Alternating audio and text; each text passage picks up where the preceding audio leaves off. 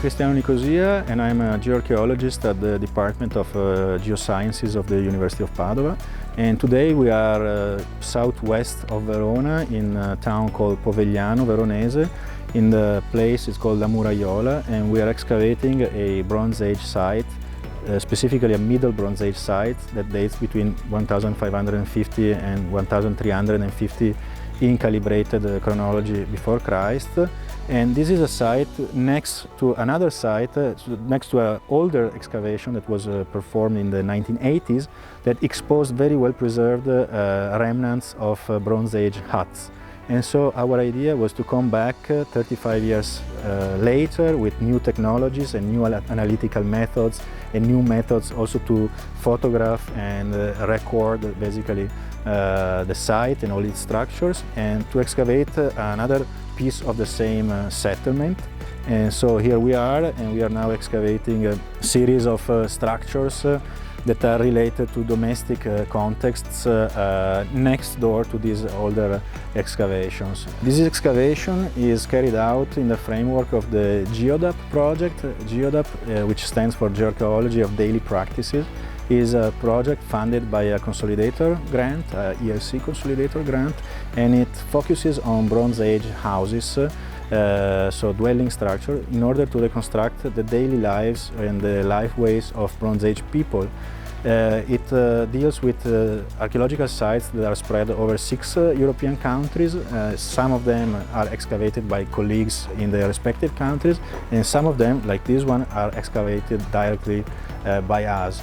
The Geodap project employs 3 PhD students, Federico Polisca, Silvia D'Aquino and Giorgio Piazzalunga, that are PhD students at the Department of Cultural Heritage of the University of Padova under my supervision, and for the moment it enrolls a postdoc, Marta Dal Corso, who deals with archaeo-botanical remains, and you will see maybe later. This large quadrangular pit was dug by farmers to get rid of the carcass of a cow, probably in the 1950s, and it allows us to see basically the stratigraphy of the site all the way down to the geological substrate, so before the site was occupied by people. And it's a precious occasion to also collect samples for micromorphology, for sedimentological analysis, and for archaeobotany. Basically, the site begins in a situation of waning paleochannel, so a riverine environment that is getting basically more and more clogged by organic clays and dying off. And on these levels, we have the first dwelling phases of the site.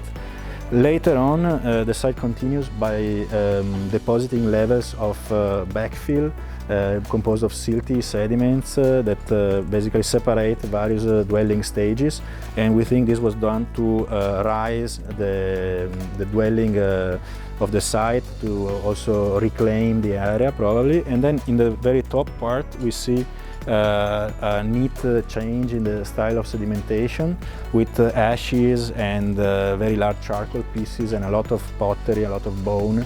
And this material is basically waste and rubbish from structures that were around here or here, and this is Bronze Age rubbish, so for us it's very important because it carries with it all the information of the lifeways of local people during the Bronze Age.